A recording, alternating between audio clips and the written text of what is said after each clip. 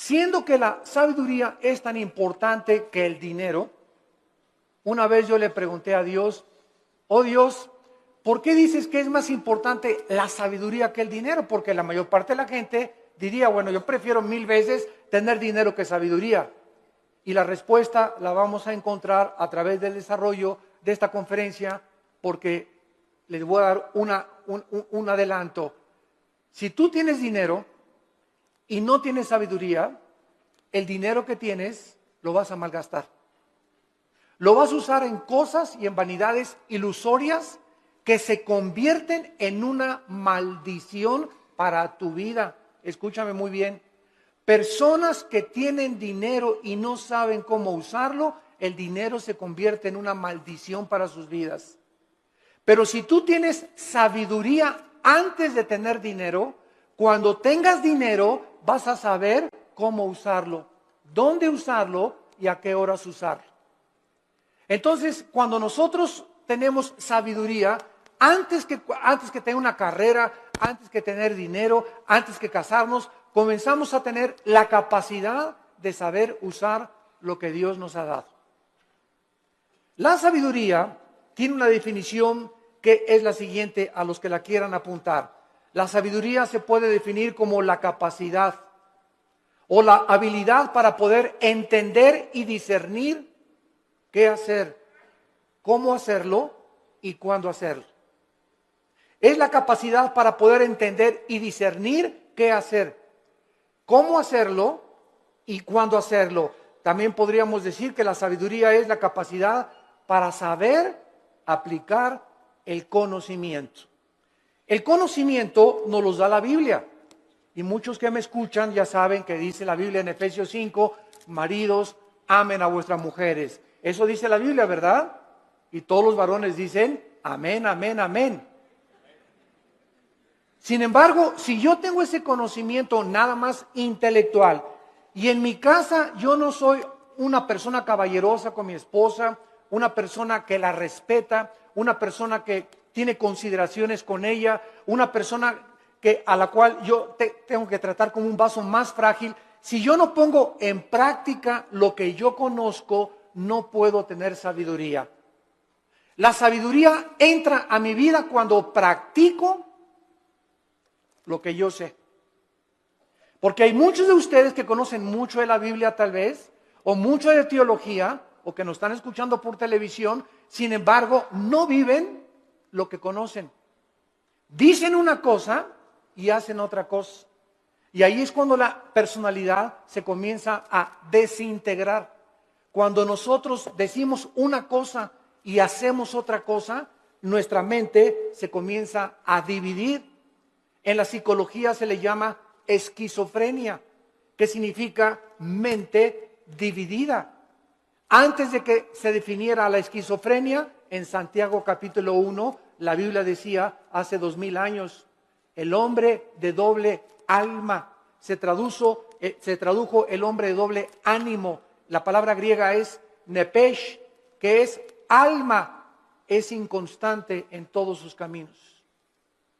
Una persona con la mente dividida no puede ser igual en el trabajo, ni en el autobús, ni en la tienda, ni en el supermercado, ni en la escuela, ni en su casa. Una tiene una personalidad con sus amigos, tiene otra personalidad en la iglesia, aquí llega a la iglesia con cara de San Anselmo o de Santa Rita de Casia. Tiene otra personalidad allá en su trabajo. Son personas que tienen 2 o 3 personalidades porque están desintegrados. Ante sus amigos son aquí, no, allá por aquí. En la iglesia aquí santo, santo, santo. En su familia son otra cosa. No son de una sola pieza, como decimos en México. Y Dios quiere que tú seas de una sola pieza. Que seas como eres aquí, allá, en la escuela, con tus amigos, a donde quiera que vayas. Y no lo eres porque no eres sabio, porque no tienes sabiduría. ¿Y por qué no tienes sabiduría? Porque no practicas lo que conoces. Ahora, ¿quién nos da esta sabiduría? La Biblia a través del Espíritu Santo.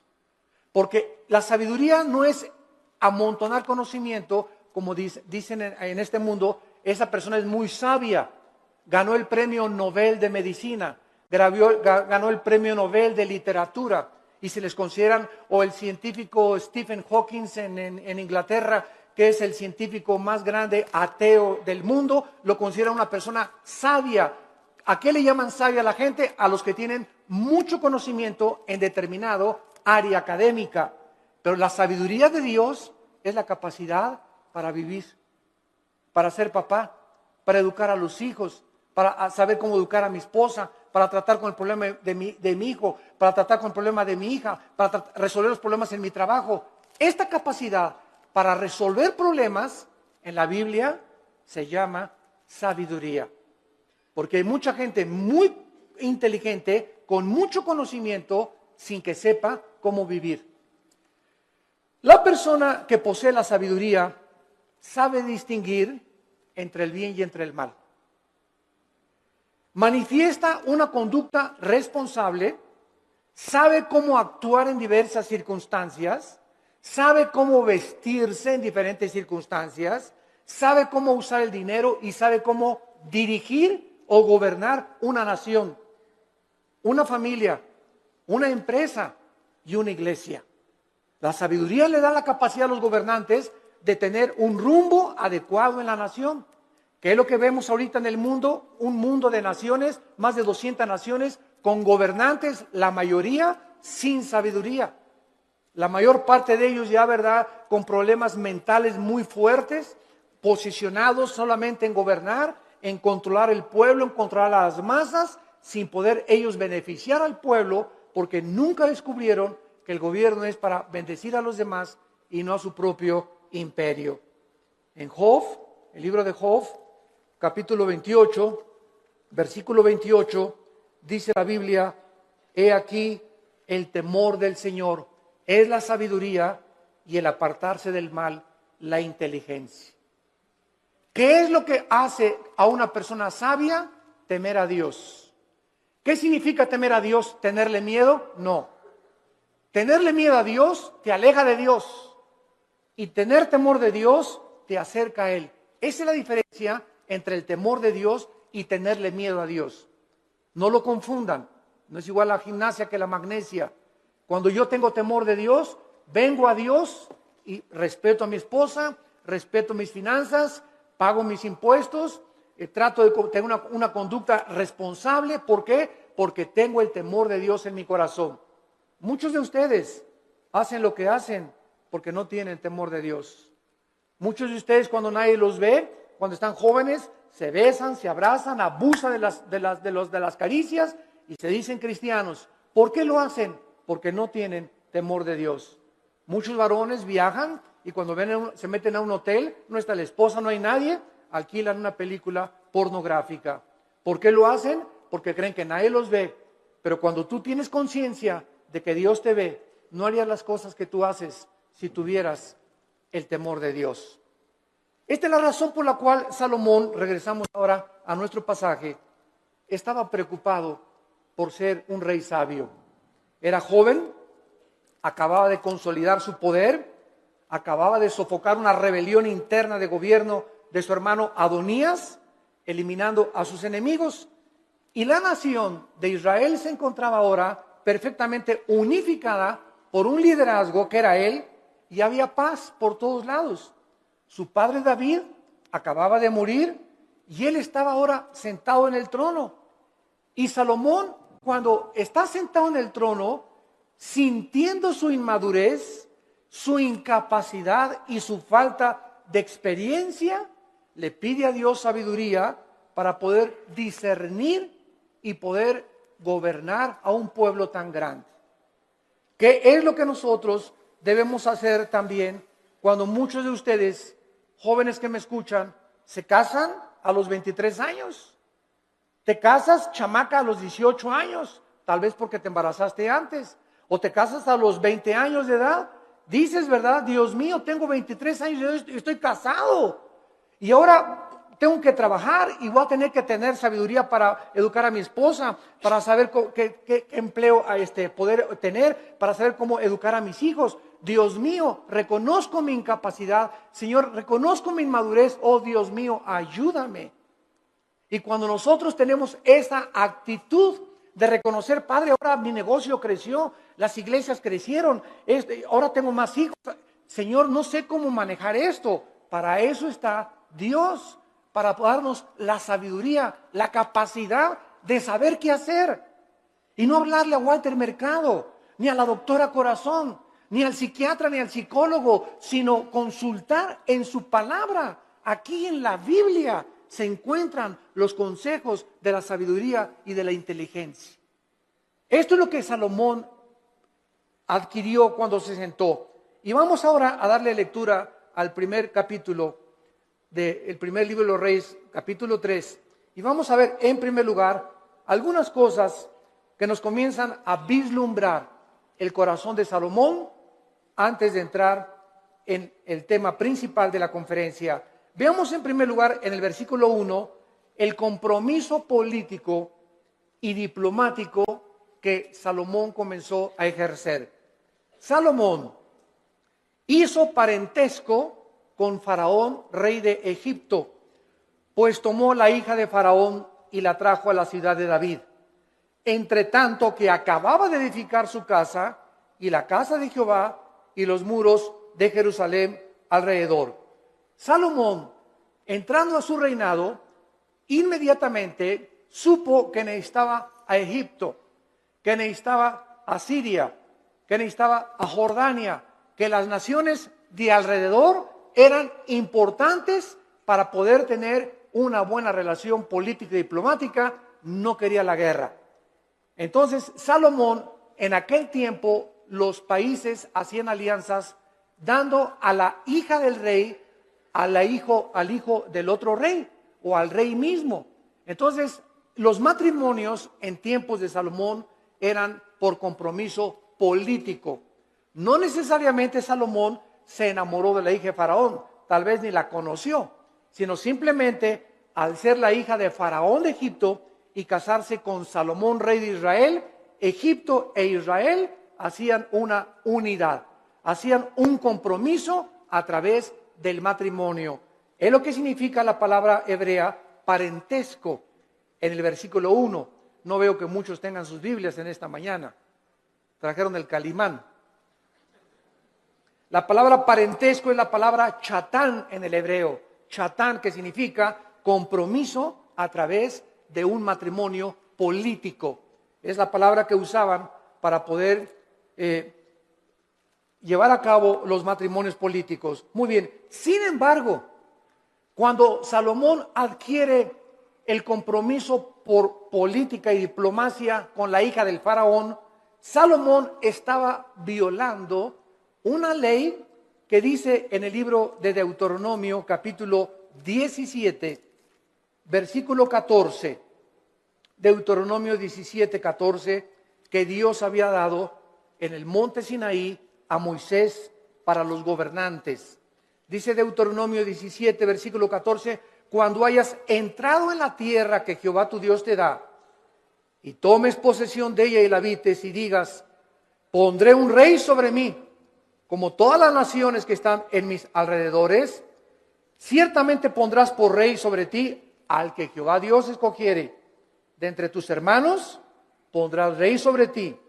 No pondrás hombre extranjero que no sea tu hermano, pero él no aumentará para sí caballos, ni hará volver al pueblo a Egipto, con el fin de aumentar caballos, porque Jehová los ha dicho, no se vuelvan nunca por este camino. Versículo 17, ni tomará para sí muchas mujeres. Dios siempre estuvo en contra, ¿verdad?, de la poligamia, siempre, siempre. El hecho que Salomón y el hecho que David hayan tenido varias mujeres no implica que era la voluntad de Dios, porque la voluntad de Dios es doble. La voluntad de Dios es permisiva y la voluntad de Dios es directiva. Dios te da permiso de que te cases con ese roto quinto patiero. Dios te da permiso de que te hagas socio de esa persona que no es cristiana. Pero no significa que al permitirte Dios que hagas lo que hagas, no significa que era su voluntad que te casaras con ese muchacho o con esa muchacha, porque lo hiciste encaprichado en hacer algo y Dios nos deja que nosotros recojamos las consecuencias de lo que hemos arado y de lo que hemos sembrado. La cosecha es de nosotros, pero no significa que era la voluntad directiva de Dios.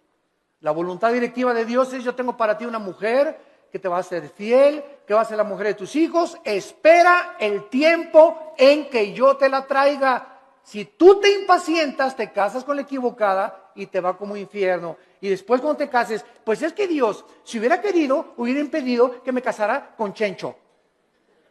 ¿Sabes una cosa? Dios te dejó que te casaras con Chencho y claro que lo podía impedir, pero si lo hubiera impedido, hubiera violado tu libertad, el libre albedrío. Y ya no seríamos, ¿verdad?, personas, agentes morales, seríamos robots y seríamos títeres de un Dios que Él hace lo que Él quiere. Y Él nos ha dado el libre albedrío para que seamos responsables de las decisiones y las consecuencias que las decisiones que hagamos vamos a recoger.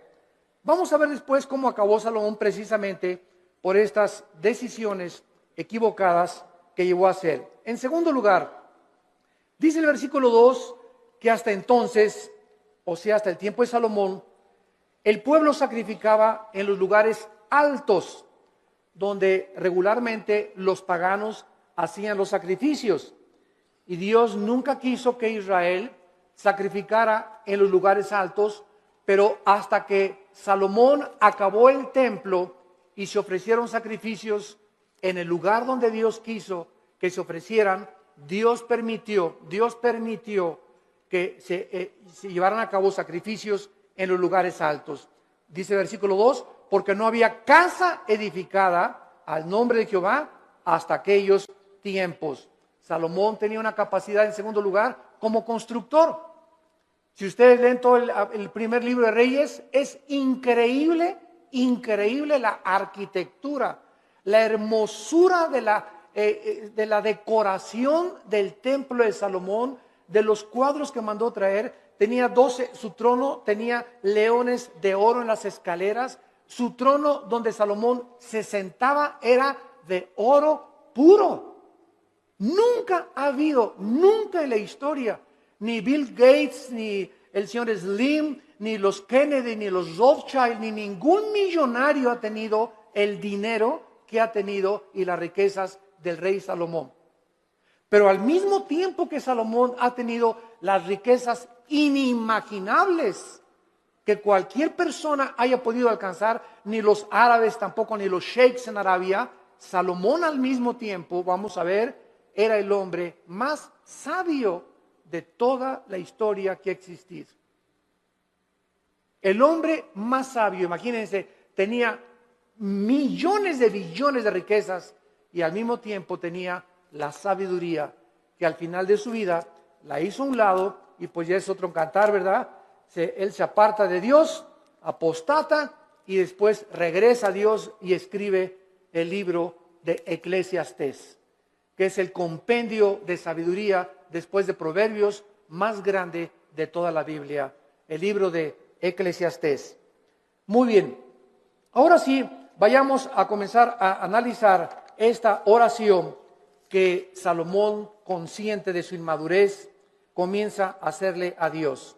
Dice el versículo 5, y se le apareció Jehová a Salomón en Gabaón. Se le apareció Jehová a Salomón en Gabaón. ¿A cuántos de ustedes se les ha parecido Dios? Todos podemos decir, ¿verdad? A ninguno. Pero esto es una verdad parcial, porque cada vez que hables la Biblia, se te aparece Dios. Ya no tenemos manifestaciones visibles de Dios, ni audibles como en los tiempos antes en el Antiguo Testamento. Pero ahora nadie puede decir, bueno, si a mí se me apareciera Dios, ¿sabes una cosa? Ahora no solamente se le apareció Dios para decirle algunas cosas, sino que ahora tenemos todo el consejo de Dios en la Biblia. Todo lo que Dios tenga para decirnos ya se encuentra en la Biblia. Después de la Biblia no hay nada más que Dios nos tenga que decir. Por eso la Biblia es un libro sellado. El que le agregue algo a estas palabras o el que le quite algo a estas palabras, dice Apocalipsis capítulo 22, las maldiciones de este libro caerán sobre esa persona. Por eso cuando hoy oímos, ¿verdad?, que tantas cosas de profecías, y el Señor me dijo que iba a entrar una muchacha con vestido verde y vas a casar con ella. Y el Señor me dijo que de aquí de esta iglesia van a salir ríos de agua viva. Y el Señor dice que un avivamiento va a venir en Guatemala, o va a venir en España, etcétera, etcétera. ¿A quién le dijo eso el Señor? ¿Quién sabe? Tal vez cenó pizza en la noche a las 12 de la noche. Y comienzan a decir cosas que no están en la Biblia, que asumen que Dios dijo, pero Dios no lo dijo. Porque profetizar no es anunciar el futuro. Profetizar es comer esta palabra, y cuando hablas esta palabra. La persona que predica la palabra es un profeta. Un profeta no es una persona que dice, va a pasar esto o va a pasar aquello. Esos son adivinaciones. No confundas la profecía con la adivinación. Ahora, en el Antiguo Testamento había videntes. La palabra naví en el hebreo, que se les dio profecías del futuro. Todo lo que va a pasar ya está escrito en la Biblia. Cuídense cuando va a temblar en Toluca en febrero del 2011. Y el Señor me dijo que a las 10 de la mañana, cuídense, hermanos y hermanas en Cristo, de todas estas falsas profecías. A la luz y al testimonio. Si no es a la palabra de Dios, no les ha amanecido, dice el profeta Isaías. Entonces Salomón tiene la aparición de Dios en sueños y le dice, Dios es Salomón. Escuchen esto, versículo 5. Pide lo que quieras que yo te dé. Ni Santa Claus, ¿verdad?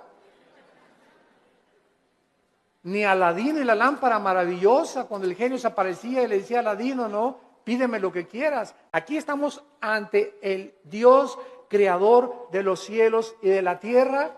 ¿Y qué vemos en primer lugar? Una invitación de Dios que Él nos hace, no solamente a Salomón, sino también a nosotros en el Nuevo Testamento. Clama a mí y te responderé, dice Jeremías 33:3. Y te enseñaré cosas grandes y ocultas que tú no conoces. Ahora, aquí inmediatamente podríamos asumir, si aparece Dios, pídeme lo que quieras, un Cadillac último modelo, Señor. Una casa allá por allá. Una mujer bellísima. Todas estas son las cosas que el mundo pediría cuando no tienen un corazón para Dios. Pero lo que hace Salomón es lo que nos va a enseñar, que Dios se agradó tanto de lo que le pidió Salomón, que Dios se lo dio. Entonces vamos a descubrir en esta mañana que cuando nosotros oramos conforme a la voluntad de Dios, Dios nos concede las peticiones que le hayamos hecho. Esta palabra que Dios usa para pedir, Saal, en el hebreo, se usa 8 veces en este solo capítulo. Y lo primero que vemos es el verdadero incentivo para orar. ¿Qué es lo que nos debe motivar para orar? Que al Dios que le estamos pidiendo es un Dios generoso. Toda buena dádiva y todo don procede del Padre de las luces, Santiago capítulo 1, en el cual no hay sombra ni variación alguna. Y el que tenga falta de sabiduría, Santiago capítulo 1, el que tenga falta de sabiduría, pídasela a Dios que se dará sobreabundantemente. Efesios 3:20, y aquel que es poderoso para hacer todas las cosas mucho más abundantemente de lo que le pedimos o ni siquiera nos imaginamos, según el poder que actúa en nosotros. Esto es muy importante porque mucha gente, yo he conocido que dicen, ay Señor, Señor, por favor, y creen que Dios está por allá lejísimos, ¿verdad? Y te pido, Señor, y gritan y se tiran y se revuelcan en el piso, etcétera, etcétera, y lloran. Y dice Efesios 3:20 que lo que le pedimos a Dios lo responde de acuerdo al poder que está afuera o adentro. ¿Perdón? Según el poder que actúa dentro de nosotros. Entonces, dentro de nosotros está el Espíritu Santo. Yo solo tengo que hincarme en el secreto de mi oración y entrar en comunión con Dios, y Él me está oyendo, Él está dentro de mí, y no tengo que buscar manifestaciones de Dios externas, porque el poder está dentro de mí. Y dentro de mí, si el Espíritu Santo, yo tengo una relación de compañerismo con Él y camino en santidad con Dios, lo que Dios me pone dentro de mí, me lo va a dar. Porque Dios se agrada cuando le pedimos conforme a su voluntad. Aunque nosotros no somos reyes ni gobernantes como Salomón, con el mismo nivel de responsabilidad que tenía Salomón, ¿acaso no es al mismo Dios que al que se acercaba Salomón en el Antiguo Testamento en oración? En Primera de Juan, capítulo 5, en el Nuevo Testamento, Primera de Juan, capítulo 5, versículo 14 y 15, dice la Biblia, y esta es la confianza que tenemos en Él. Cuando comenzamos a orar, si no hay esa confianza en ti, no ores. Porque el que se acerca a Dios es necesario que crea que Dios existe. Esta es la confianza que tenemos en Él, que si pedimos alguna cosa conforme a su voluntad, conforme a lo que Dios quiere para nuestra vida, Él nos oye. Si yo tengo un niño de 10 años y me dice, papá, cómprame un BMW, ¿se lo voy a comprar? Ay, papá, no me quieres porque no me compras un reloj Rolex de oro. Chamaco de 15 años, pirruris. ¿Por qué no se lo doy? Porque no es que yo no ame a mi hijo, claro que lo amo a mi hijo. Pero no se lo doy porque no puede él todavía llevar tantas alhajas en su cuerpo, ni tener un coche último modelo a los 15 años, porque le hago un mal más que un bien. Ahora, si él comienza a conocer, si mi hijo tuviera la sabiduría a los 10 o 15 años de conocer que él no tiene la madurez para poder usar las cosas que él quisiera, no me pediría eso. Entonces me diría, papá, dame un reloj conforme a lo que tú crees que debo de usar. Dame un coche, conforme el coche que tú quieras, dámelo. Ya no le pediría un Cadillac, sino, Señor, lo que tú me quieras dar. Entonces, es importante que nosotros sepamos cuál es la voluntad de Dios para nuestras vidas. ¿Y cómo la puedes saber? Leyendo la Biblia. ¿La lees diario? ¿La memorizas diario? Este año, si te pasara aquí al frente, a ver, pásala aquí, Pancho Pancholín.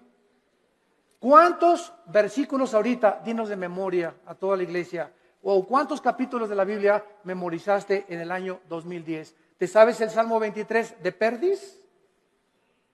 ¿Te sabes de Perdis el Salmo 91? ¿O nada más sabes Juan 3:16? De tal manera amó Dios al mundo que dio su Hijo unigénito. ¿Cuántos versículos memorizas a la semana? Si tú no memorizas la palabra de Dios no la puedes guardar en tu mente. Si no la guardas, no la puedes meditar. No puedes pensar en ella, murmurarla, reflexionar en ella, ponderar en ella, porque necesitamos memorizarla, masticarla, asimilarla y guardarla en nuestro corazón. Y ahí se queda, y largura de días y años de vida y paz te aumentarán, y la sabiduría comenzará a manifestarse en tu vida. Hermanos, el cristianismo no es venir aquí solamente el domingo, de 9:30 a 11 de la mañana, o de 12 a 3 o al servicio a la iglesia que tú vayas. El cristianismo es creer lo que Dios dice. Josué de día y de noche medita en este libro de la ley, le dijo Dios en Josué 1:8 y 9, para que prosperes. Ay, hermano, no salgo de perico perro. Y en el 2010 no me alcanzó ni para la colegiatura, no tengo ni para el aguinaldo, no tengo esto, no tengo aquello. Y Dios te pregunta, ¿y por qué si tienes un padre millonario? Es como el que estaba sentado ahí en la banqueta sin zapatos y con un taquito y nada más así. Y llega una persona, ¿y quién eres tú? Soy hijo del rey de Inglaterra. ¿Y por qué estás ahí sentado en la banqueta? Y traía el muchacho una chequera aquí. Pues porque no creo que mi papá me vaya a lo que me tenga. Mira, la chequera la tienes en blanco y tu papá te dio la chequera en blanco para que pongas la cantidad de los cheques que tú quieras. No tienes por qué estar como un limosnero pidiendo en la calle. Y la chequera es la Biblia. tenemos la chequera de Dios para que la guardemos aquí en nuestro corazón y no andemos ahí mendigando ni causando lástimas. Tenemos un Padre que nos quiere dar todo, pero ¿por qué no nos los da? Porque le pedimos conforme a nuestros gustos. Le pedimos cuando lo necesitamos, cuando tenemos una tragedia, cuando viene un problema moral, cuando nos enfermamos, cuando estamos en el hospital. Señor, ayúdame. Señor, te pido, mi hija se fue a mi casa. Ayúdame con este negocio y ya no tengo dinero y no me alcanza. Pero los días anteriores, los meses anteriores, ¿has tenido compañerismo con Él? ¿Lo has amado con todo tu corazón? ¿Eres santo? ¿Amas a tu esposa? ¿Bendices a tus hijos? ¿Les enseñas la palabra de Dios a tus hijos? ¿Eres honesto en tus negocios? Entonces Dios no puede darte, porque el que es infiel en lo poco, en lo mucho lo es. Si Dios te bendijera y te diera y te ayudara, te echaría a perder, porque no tienes la sabiduría para vivir y tener lo que Dios te quisiera dar. Reflexionen y mediten en esto profundamente, santos de Dios. A continuación, dice el versículo del 6 al 8, no solamente que tenemos el incentivo para orar, la generosidad de Dios. Ahora veamos el fundamento de la oración, la seguridad de que Dios nos va a oír. Dice el versículo 6 y 7, Primera de Reyes capítulo 3, si Salomón dijo: dame un Cadillac, hazme millonario, dame $1,000,000 y le doy $500,000 de ofrenda a la iglesia. Es la oración de casi todos los cristianos. Bendíceme, Señor, si me das 5 millones de pesos, te prometo que le doy 3 millones de pesos a la iglesia. ¿Sabes una cosa? Te dice, ¿cuánto tienes ahorita en el bolsillo? Pues ahí tengo como unos 5,000 pesos. Primero sé fiel con los 5,000 pesos antes que me pidas 5 millones de pesos. Y si no has sido fiel con lo poquito que te he dado, tampoco lo vas a hacer cuando yo te lo dé. A mí no me ves la cara, dice el Señor. Dios no puede ser burlado. Entonces tenemos que entender eso, ¿verdad? Vean ustedes ahora cuando Dios le dice a Salomón, pídeme lo que quieras. ¿Por qué Dios le concedió a Salomón lo que le concedió? Salomón le contestó, en primer lugar, tú hiciste gran misericordia a tu siervo David, mi padre. En primer lugar, recuerda, antes que nada, antes de pedirle, recuerda lo que él había hecho con su padre anteriormente. Dice a continuación, porque él anduvo delante de ti en verdad, en justicia y con rectitud de corazón para contigo. En segundo lugar, recuerda que su padre recibió de Dios lo que recibió porque David anduvo en integridad. ¿Qué es integridad? Hacer lo que nosotros decimos. Vivir lo que nosotros predicamos. Si tú predicas una cosa y vives otra cosa, no eres una persona integral, íntegro. Te estás desmoronando, te estás desintegrando, tu mente se está dividiendo y se puede dividir en 2 partes, en 3 partes, hasta en 4 partes. Y después los psicólogos entran y dicen desórdenes múltiples de la personalidad humana. Personas que tienen hasta 5 personalidades y que se consideran como psicópatas, que ya tienen que ser internados en un hospital para enfermos mentales, que nunca su problema fue el problema mental, su problema fue que nunca resolvieron sus pecados pasados. No quisieron oír la voz de Dios en sus corazones. En tercer lugar, dice David, y tú le has reservado esta tu gran misericordia en que le diste hijo que se sentase en su trono como sea en este día. Salomón, antes de pedirle nada a Dios, recuerda que el hecho de que él esté sentado donde él está sentado como rey, no es porque él lo mereciera. Era inmaduro, no había hecho nada para Dios, estaba construyendo apenas el templo, sino que Salomón dice, yo estoy como estoy y yo estoy como rey de Israel porque tú hiciste un pacto con mi papá. Y por la misericordia que le tuviste a mi papá, yo estoy sentado aquí. Yo no merezco estar sentado aquí. Lo estoy por causa de la misericordia que tú tuviste para con mi padre. Y esto es algo muy importante porque muchos de ustedes están donde están por las oraciones de tu mamá, por las oraciones de tu padre, tal vez las oraciones de tu abuelo que tú no llegaste a conocer, pero Dios nos ha prometido, la generación de los justos será bendita. La generación de los justos será bendita y sus hijos heredarán la tierra. Salmo 112, 1 y 2. ¿Qué significa esto? Que aunque tengamos nosotros todavía hijos que vemos que no vienen al camino, yo conozco muchos grandes hombres de Dios, muchos misioneros que murieron y sus hijos no eran cristianos y se salvaron después de que se murieron los papás. Pero Dios cumplió su palabra. Entonces, el hecho que muramos y no alcancemos a ver a muchos de nosotros, a todos nuestros hijos salvos, no implica que Dios no va a cumplir su palabra. Dios va a cumplir su palabra. Y nuestros hijos son benditos. Y aunque ahorita pertenezcan muchos al diablo, Dios los va a arrebatar de sus garras. ¿Y sabes por qué? Por la misericordia que Él tiene con nosotros, sus padres, que caminamos con Él. Pero si tú no eres un padre que caminas con Dios, si tú no eres un padre fiel con Dios, si tú no caminas en santidad, estas promesas no pueden tener cumplimiento.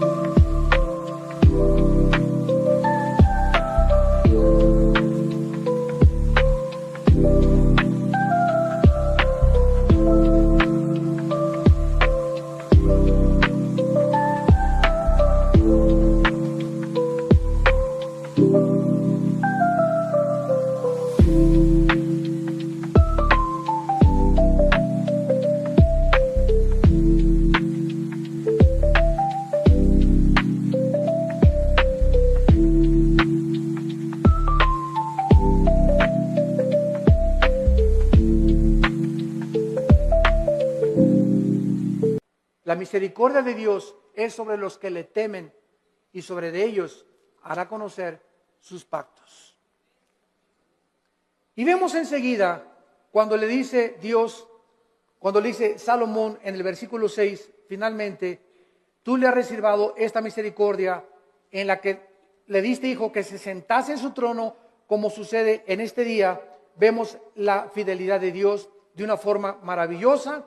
Y dice la Biblia en el versículo 7, ahora pues Jehová Dios mío, o sea, habiendo reconocido Salomón la misericordia que Dios tuvo para con su padre y el hecho que él esté donde está, que lo hacía indigno, tú me has puesto a mí, tu siervo, por rey en lugar de a mi padre, y yo soy joven y no sé cómo entrar ni salir, y tu siervo está en medio de tu pueblo, al cual tú escogiste, un pueblo grande que no se puede contar ni tampoco enumerar. Salomón finalmente comienza a orar porque al recordar la misericordia con su padre, sabe que lo que Dios dice lo cumple. ¿Qué hace que nosotros oremos? La fidelidad de Dios. Dice en Efesios 3:20, y aquel que es poderoso para hacer las cosas mucho más abundantemente. Tú le pides a Dios algo, lo que Él te va a contestar es mucho más allá de lo que tú te imaginaste que te iba a contestar.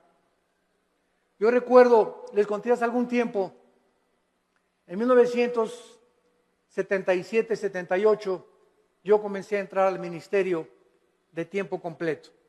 Yo trabajaba en un hotel en Acapulco, el hotel que es ahora el Emporio, creo, el Continental, estaba de gerente general del hotel. Y cuando entro en el 77, 78, me fui de misionero con unos misioneros norteamericanos. Nos llevaron a la Sierra de Guerrero, con la frontera con Oaxaca, Coajiquinapa, la Costa Chica, la Costa Grande. Todo eso anduve 3 años de misionero. Y en toda esa época de misionero, pues llegaba a mi casa y Alan estaba chiquito y comíamos mangos, comíamos frutas, no teníamos para comer, porque me daban un cheque de $50 a la semana, o sea, $200 al mes. Solamente no se alcanzaba para comer víveres. Vivíamos en un bungalito por pie de la cuesta en Acapulco y lo único que teníamos en la casa era colchones, no teníamos estufa, no teníamos nada, una parrilla eléctrica. Ahí cocinábamos el pescado que yo iba a pescar, ¿verdad? Al mar. Entonces, durante todo ese tiempo, Dios me mostró su fidelidad. Nunca nos faltó pescado, nunca nos faltaron mangos en los árboles, ni tampoco manzanas, y peces. Aventaba el anzuelo y a las 2 o 3 horas agarraba 3 o 4 huachinangos y grandes peces, y comíamos ostras, y comíamos las cucarachas que se pegaban en las piedras. Me bajaba a bucear y las raspábamos así con limoncito, ¿verdad? Ricas así, y eso es lo que comíamos por 3 años. Hasta 1985 pasaron 8 o 9 años de mi ministerio cuando por primera vez compramos un refrigerador.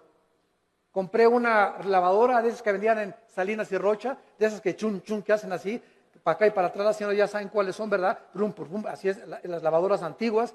Pagué como 3 años en pagarla, y hasta el 85 me regalaron una camioneta combi usada con 80,000 kilómetros, y en esa nos transportábamos después de tantos años de caminar y conocer a Dios. Entonces, Dios es fiel, pero Dios no te da las cosas así. Y ahora todo el mundo quiere casarse, ya quiero un plasma, y quiero tapetes persas, y cortinas que vengan de España, y cuadros aquí, y quiero un coche último modelo, y ya todo el mundo ahorita es una ambición. Pastores que ya quieren una iglesia grande, ya quieren 500 personas, etcétera, etcétera, cuando no saben que irá andando y llorando el que lleva la preciosa semilla, y regresará con gozo trayendo las gavillas. Hay que arar y arar y arar la tierra y caminar y arar. El ranchero va rompiendo la tierra, y primero aras, primero rompes, sudas lo que tú estás haciendo, y después ya vienes y siembras la semilla, y después viene la tercera fase, que es la cosecha. Tenemos que arar, tenemos que sembrar y tenemos que cosechar. Pero si tú no trabajas, si tú no aras y no siembras, ¿por qué esperas recoger? Entonces tú no vas a recoger nunca en la vida lo que nunca has sembrado, en lo que nunca has trabajado. ¿Quiénes son los que poblan las cárceles? Almoloya, el reclusorio, personas que creyeron que sin trabajar, sino quitándole el dinero o vendiendo algo rápido, droga, podían obtener ganancias inmediatas, y tarde o temprano acaban en esas cárceles. Porque la Biblia dice: ganarás el pan con el sudor de tu frente. Y todo lo que es fácil y lo que es barato no tiene la bendición de Dios. Dinero mal habido será maldecido. Es una ley inexorable espiritual. Salomón, pues, comienza a decirle a Dios: yo soy joven, no sé cómo levantarme, no sé cómo gobernar, no tengo la madurez, y quiero, por favor, Señor, versículo 7, que me des a mí, versículo 8, la capacidad para poder gobernar. Cuando Dios le dijo a Salomón: pídeme lo que quieras, Dios estaba probando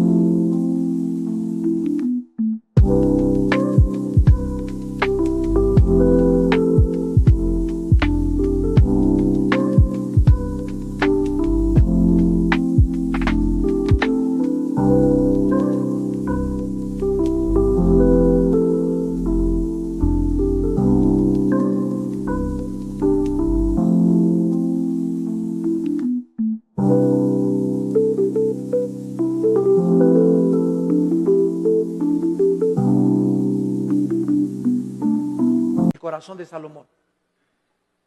Y cuando venimos en oración y le pedimos a Dios, de la abundancia de las palabras, de la abundancia del corazón, habla la boca. Lo que tú le pides a Dios denota y manifiesta lo que realmente quieres en tu corazón. Y vamos a ver el gran secreto de por qué Dios le contestó esta oración. En el versículo 7 y 8, Salomón reconoce que él no tiene la capacidad de gobernar un pueblo tan grande, ni numerarlo por tanta y grande multitud. Su principal capacidad de la cual él comienza a reconocer es que él necesitaba una cosa importante. Versículo 9, dale, es lo primero que Salomón le pide, dame un corazón entendido. Por favor, la palabra entendido es shama, que significa oír o escuchar. Vamos a ver, vamos por orden, esto es muy importante, síganme con cuidado. Dame un corazón que sepa escuchar a la gente. Es lo que significa entendido. Shama, viene de la palabra hebrea Shema. Cuando dicen Deuteronomio 6, Shema Yisrael Adonai Elohim Adonai Echad, se tradujo, oye Israel, Jehová tu Dios, uno es. Shema, oye, Shama aquí es escuchar. Dame un corazón Shama, que sepa escuchar. Ahora, dice el versículo 9, que sepa escuchar para juzgar a tu pueblo y para discernir entre lo bueno y lo malo. Vean ustedes con cuidado lo que Salomón está pidiéndole a Dios. Señor, permíteme presentarme ante tu pueblo, supongamos que ustedes son el pueblo de Dios, y un gobernante necesita oír, un pastor necesita, para dar consejería, oír, pero cuando nosotros oímos, y muchas veces lo que los gobernantes oyen del pueblo, no siempre es la verdad, ¿correcto? Porque ve una señora, y mi esposo esto y el otro, y bla, bla, bla, bla, y bla, bla, bla, bla, y el pastor o el cristiano que oye a la esposa y asume que la esposa tiene razón, sin haber oído la otra parte, al esposo es una persona sin inteligencia ni tampoco discernimiento. Entonces, no creas todo lo que la gente te dice. Y ya supiste que fulano y tal, bla, bla, bla, bla, bla, bla, bla, bla, bla. Y ya supiste que fulanita la vio la noche y bla, bla, bla, bla, bla. Y ya viste lo que se dijo ese pastor que bla, bla, bla, bla, bla, bla. Ten mucho cuidado cuando tú oigas y asumas que lo que te están diciendo es verdad. Entonces, ¿qué necesitamos para saber si lo que nos están diciendo es verdad o no es verdad? Necesitamos discernimiento.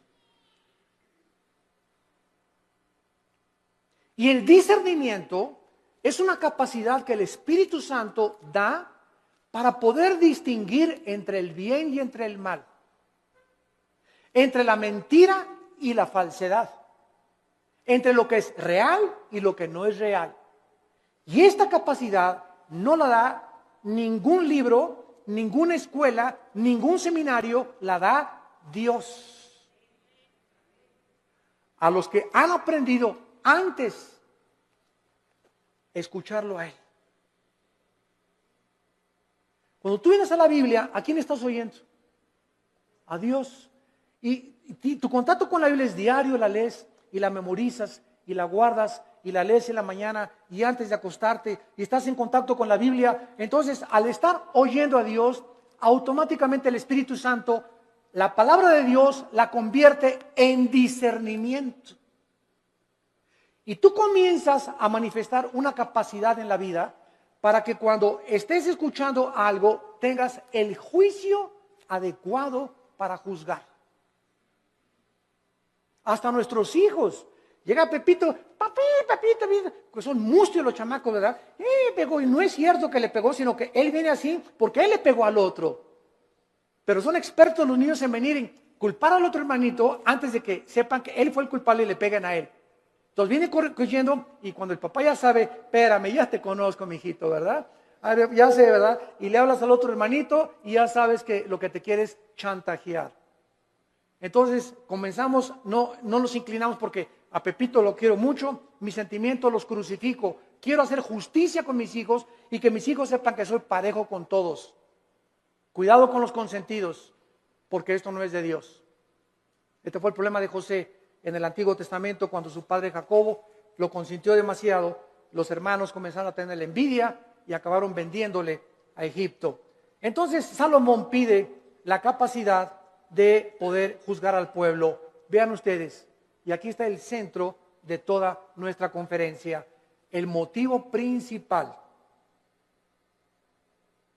por el cual Dios le da a Salomón mucho más, como vamos a ver, de lo que le pidió o de lo que se imaginó, fue porque el motivo de Salomón era el bienestar del pueblo de Dios.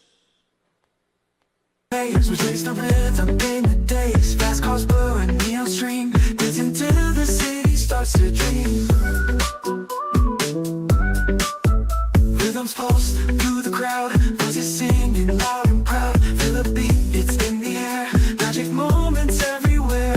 Electric heartbeat moves my feet, never retreat. Electric heartbeat, feel the heat. Let's repeat. Digital love we find in the beats, our hearts align. Faces glow, screens alight.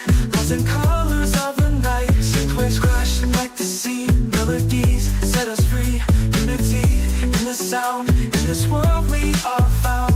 This feeling takes control. Sparks ignite within my soul. Wire tight, can't deny. Electric hearts reaching for the sky. Electric. Mientras Dios vea que nosotros amamos a su pueblo, mientras Dios vea que tú amas a la gente, que tú amas a tus hermanos en Cristo, porque si no amas a tus hermanos en Cristo, ¿qué vas a acabar amando al vecino? Si entre nosotros no nos amamos, ¿cómo esperamos entonces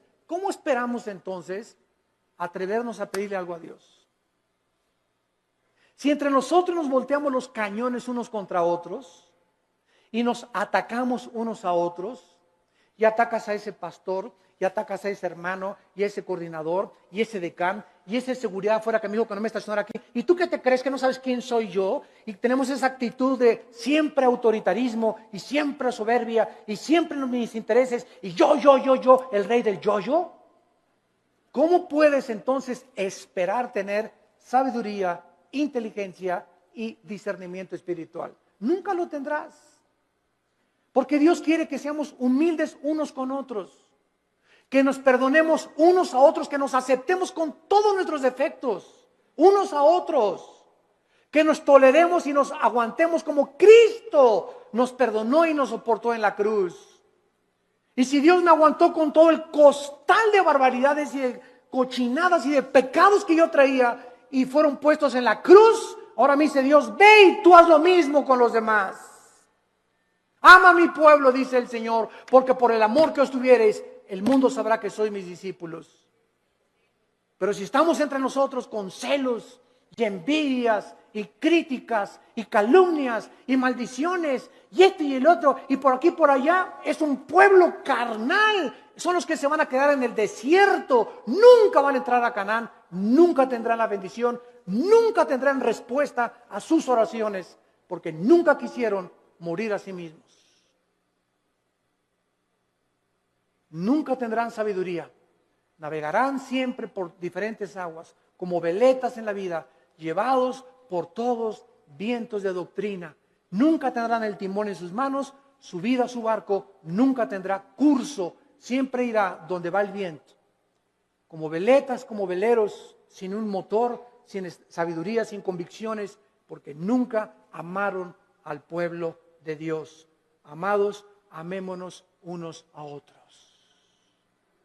En 1 Corintios, en el Nuevo Testamento, para terminar, capítulo 12,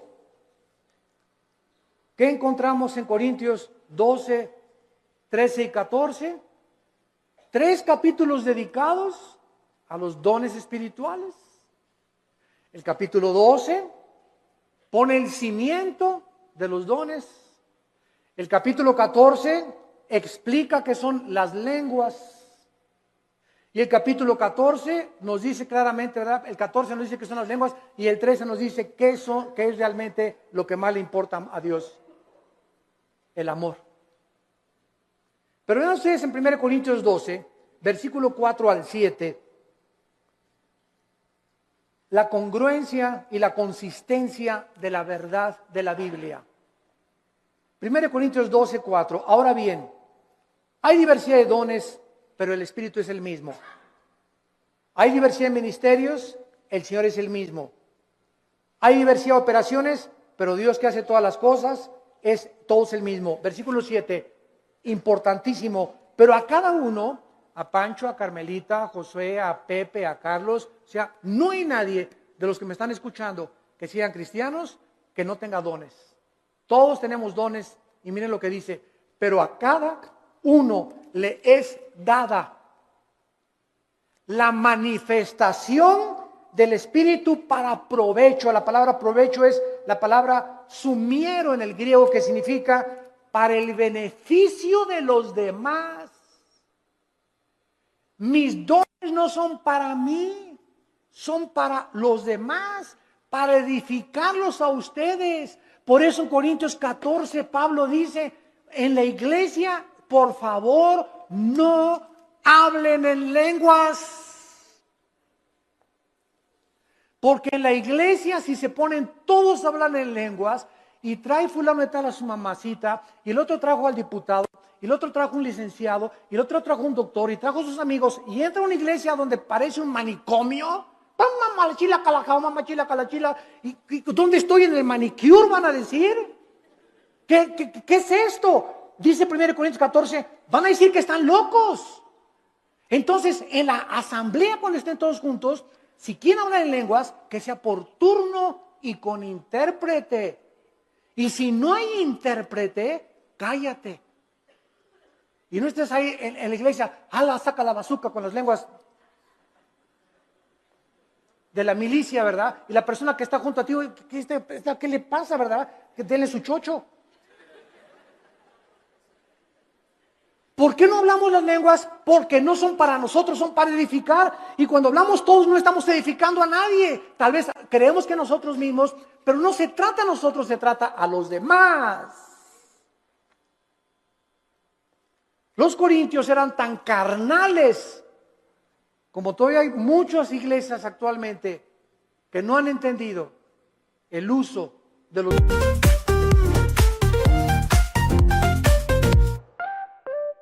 Woke up in the sunshine light, colors so bright, feeling right. Hop in my shoes, run into the day, sparkles in the air, come play. Laughing and dancing around we go, hearts are like fireflies aglow. Singing our song under the blue sky, holding hands high, you and I. This is my happy dream, like a sweet melody. We're flying so free. This is my happy dream, forever you and me, singing in harmony. Smiles all around everywhere we see. Jump in the puddles, joy is our key. Rainbow above, colors so bright. We shine in the day and into the night. Friends by my side, can't stop this fun. Sharing our secrets till the day is done. Sunsets and starry nights we chase. Living our lives in this bright place. In this wonder world we made. Every moment never fades. Holding tight to what we share. In our dreams without a... This is my happy dream, like a sweet... Dones espirituales. Nunca son para nuestra edificación, es para la edificación de los demás. Les es dado el Espíritu para provecho. Dice 1 Corintios capítulo 14. El que profetiza, versículo 3. Habla a los hombres para edificación. Versículo 4. El que habla en lengua extraña, así no se edifica, pero el que profetiza edifica a la iglesia. Versículo 5, así que quisiera que todos hablaran en lenguas, pero más que profetizaran, porque mayor es el que habla, el profetiza, que el que habla en lenguas, a no ser que las interprete, para que la iglesia reciba edificación. Versículo 12, así también ustedes que anhelan dones espirituales, procuren abundar en ellos para edificación de la iglesia. Más de 7 veces en un capítulo dice Pablo, los dones son para los demás, para el beneficio común. Viven para los demás. Padre, dame sabiduría, no para ser sabio, para educar a mi familia. Padre, dame sabiduría para ser pastor y ser un pastor que sepa aconsejar para poder bendecir a tu pueblo.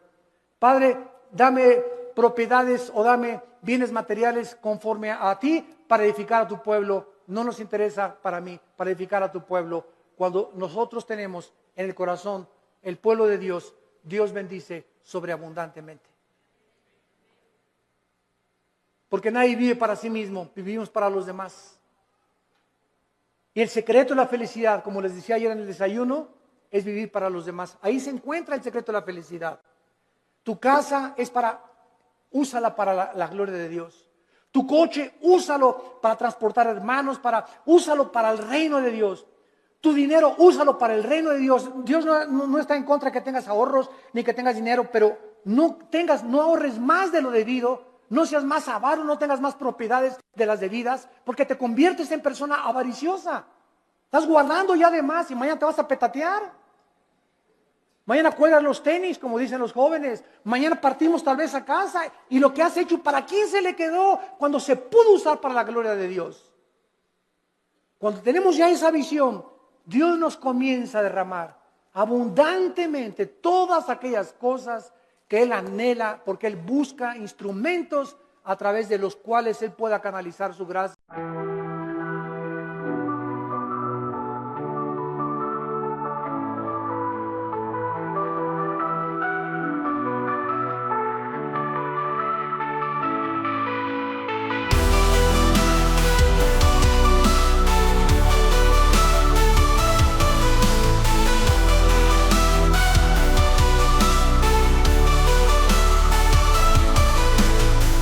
Lights flicker like distant stars, moonlight caught in rusted bars. Voices whisper through the haze, electric heart in endless maze. Neon dreams in urban sprawl, shadows dance on concrete walls. Lost in echoes faint and far, haunting beats like an old guitar.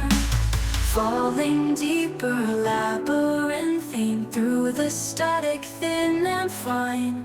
Whispers call from other side, voices buried in the tide.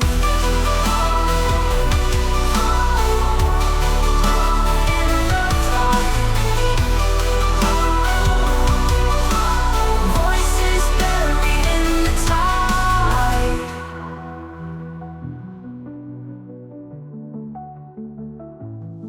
Haunting horror is female guide, twisting paths where secrets hide. Scents and strings entwine the night, broken souls and shattered light. Rain like tears, it blurs the view. Worn out streets, a world askew. Shattered glass on jagged ground, silent cries without a sound. Falling deeper, labyrinthine through the static, thin and fine. Whispers call from other side, voices buried in the tide. Falling deeper, labyrinthine through the static, thin and fine. Whispers call from other side, voices buried in the tide. City sleeps in shades of gray, alone we walk this lonely way. Memories flicker like old films, echoes of forgotten dreams. Whispering winds carry tales of lives entwined in urban tales. Lost in neon we find grace in the shadows of this place.